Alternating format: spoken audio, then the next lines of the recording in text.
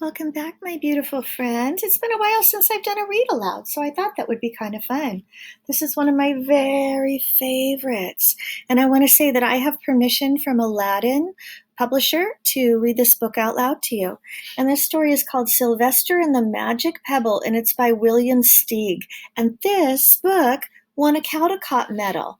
Every year, they give out a Caldecott medal for the book with the very best illustrations, and this is during this year that this book was written, and it was a long time ago because I loved this book when I was a little girl, but it had the best pictures for the year. A Newbery Award winner, which we know we go to John Newbery Elementary, and did you know that was named after the Newbery Award winner medal? And every year they give an award for the best story, and that's the Newbery Medal winner. So this is the best one for pictures, but it's also a wonderful story. Okay, I'm really going to try to take time to show you the pictures. Look at that adorable donkey, Silvester. Sylvester Duncan lived with his mother and father at Acorn Road in Oatsdale. One of his hobbies was collecting pebbles of unusual shape and color. Oh, they look like my magic pebbles in my classroom. Do you remember my magic pebbles? You earn those and then get prizes. On a rainy Saturday during vacation, he found a quite extraordinary one. Extraordinary is a fancy word for unusual. It was flaming red and shiny and perfectly round like a marble. As he was studying this remarkable pebble, he began to shiver, probably from excitement, and the rain felt cold on his back. "I wish it would stop raining," he said.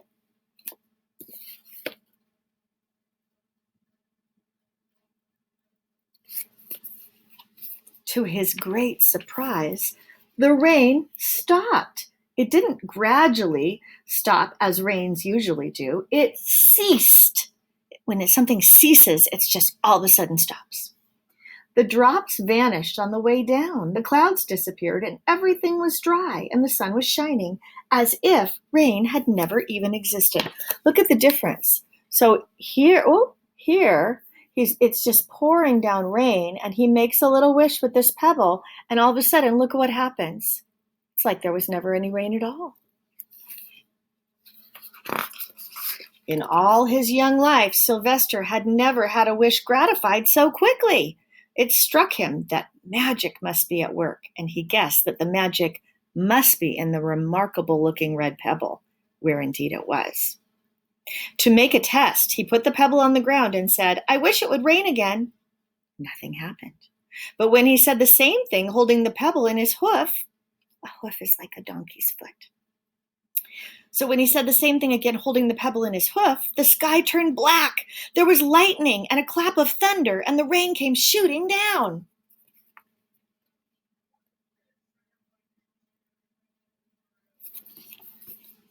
"What a lucky day this is," thought Silvester. "From now on, I can have anything I want. My father and mother can have anything they want. My relatives," which is a fancy word for family, "can have anything they want. My friends and anybody at all can have everything anybody wants." He wished the sunshine back at the sky, and he wished a wart on his left fetlock would disappear. A fetlock on a horse is down towards their ankle. And it did. And he started home, eager to amaze his father and mother with the magic pebble. He could hardly wait to see their faces. Maybe they wouldn't even believe him at first. Would your family believe you if you found a magic pebble? Okay. As he was crossing Strawberry Hill, thinking of some of the many, many things he could wish for, he was startled to see a mean, hungry lion looking right at him from behind some tall grass. He was frightened. If he hadn't been so frightened, he could have made the lion disappear, or he could have wished himself safe at home with his father and mother. He could have wished the lion would turn into a butterfly or a daisy or a gnat. He could have wished many things, but he panicked, and he couldn't think carefully. "I wish I were a rock," he said, and he became a rock. The lion came bounding over, sniffed the rock 100 times, walked around and around it, and then went away, confused. perplexed, puzzled, and bewildered. I saw that little donkey as clear as day. Maybe I'm going crazy, he muttered. Okay, so this is what happened. He was crossing Strawberry Hill, and all of a sudden he was startled by a mean, hungry lion, and he wasn't able to think clearly, so he wished that he was a rock. And look at, he became a rock, and this lion is very perplexed. That's like a very fancy word for confused. And he walked around and around the rock. No sign of a donkey. And there was Silvester, a rock on Strawberry Hill, with the magic pebble lying right beside him on the ground, and he was unable to pick it up. Oh, how I wish I could be myself again, he thought. But nothing happened. He had to be touching the pebble to make the magic work. But there was nothing he could do about it. His thoughts began to race like mad. He was scared and worried. Being helpless, he felt hopeless. He imagined all the possibilities, and eventually he realized that his only chance of becoming himself again was for someone to find the red pebble and to wish that the rock next to it would be a donkey. Someone would surely find the red pebble. It was so bright and shiny. But what on earth would make them wish a rock were a donkey? The chance was 1 in a billion at best. Silvester fell asleep. What else could he do? Night came with many stars. Look at poor Silvester. I bet he's lonely out there in the dark. Probably a little cold and scared. Meanwhile, back at home, Mr. and Mrs. Duncan paced the floor, frantic with worry. Silvester had never come home later than dinner time. Where could he be? Uh-oh, my computer's running low on batteries, so excuse me, I'm going to plug it in. It just gave me a little warning, and I don't want the video to stop. Okay, where was I? Silvester had never come home later than dinner. Where could he be? They stayed up all night wondering what had happened, expecting that Silvester would surely turn up by morning. But he didn't. Of course.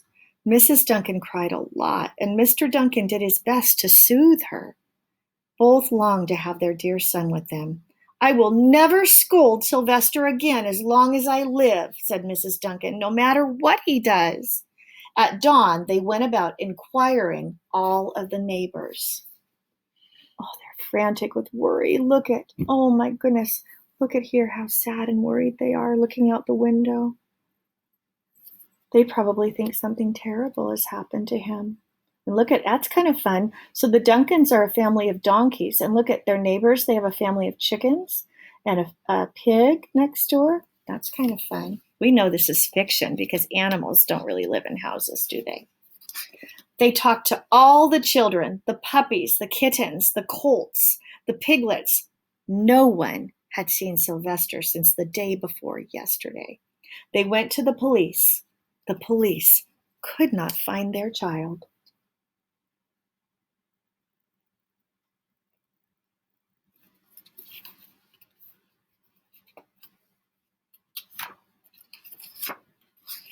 All the dogs in Oatsdale went searching for him. They sniffed behind every rock and tree and blade of grass, into every nook and gully of the neighborhood and beyond, but found not a scent of him.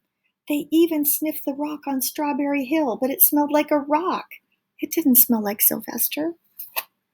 Look at all those dogs, searching and searching. Dogs have excellent senses of smell, so they usually use dogs when they're searching for someone. But in this case, it doesn't help because he's a rock. Rocks don't have a scent.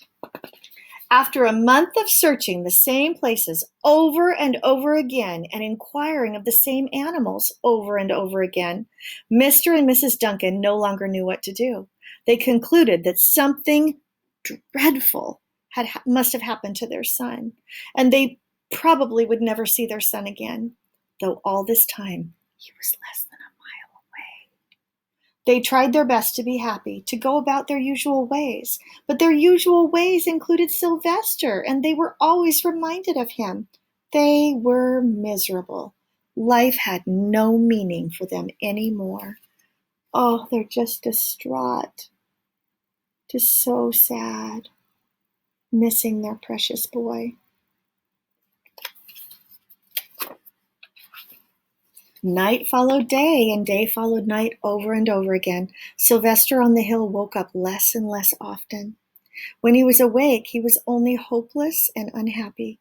He felt he would be a rock forever, and he tried to get used to it. He went into an endless sleep. The days grew colder. Fall came with the leaves changing color. Then the leaves fell and the grass bent to the ground. Oh, look at it's fall time and moving into winter. That's kind of what's happening right now in our town.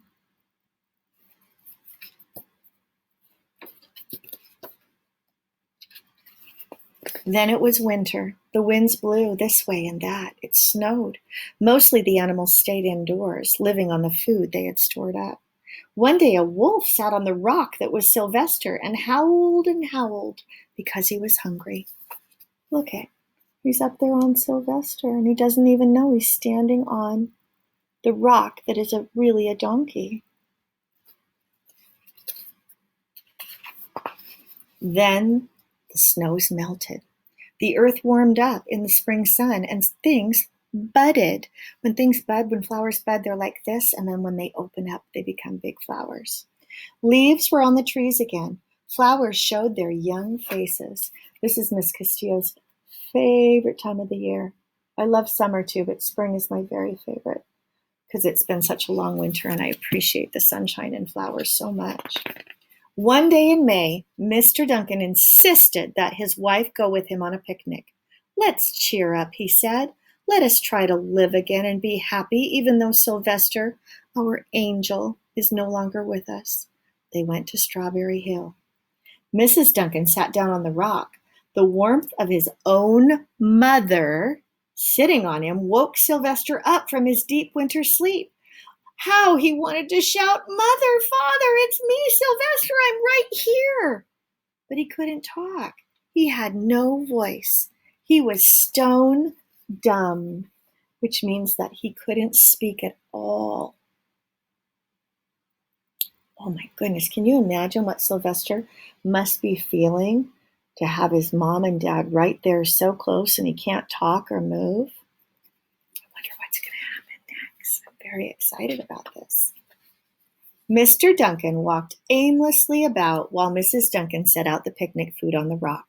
Alfalfa sandwiches, pickled oats, sassafras salad, Timothy compote. Suddenly Mr. Duncan saw the red pebble. What a fantastic pebble, he exclaimed. Silvester would have loved it for his collection. He put the pebble on the rock.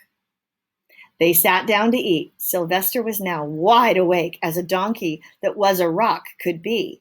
Mrs. Duncan felt something mysterious, some mysterious excitement.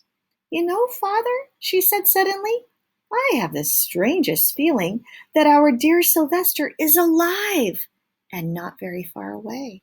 I am, Silvester wanted to shout, but he couldn't. If only he had realized the pebble resting on his back was the magic pebble. Look at, oh my goodness. There they are, and look at the pebble right on top of the rock. If Silvester realized that, he could make a wish, but he doesn't know. I wonder what's going to happen. Oh, how I wish I were here with... Oh, sorry. Oh, how I wish he were here with us on this lovely May day, said Mrs. Duncan. Mr. Duncan looked sadly at the ground. Don't you wish it too, Father? She said. He looked at her as if to say, how can you even ask such a question? Mr. and Mrs. Duncan looked at each other with great sorrow. Sorrow is a fancy word for sadness. I wish I were myself again. I wish I were my real self again, thought Silvester. And in less than an instant, he was. Oh, you can imagine. Look at, oh, there they are. Oops. Look at that.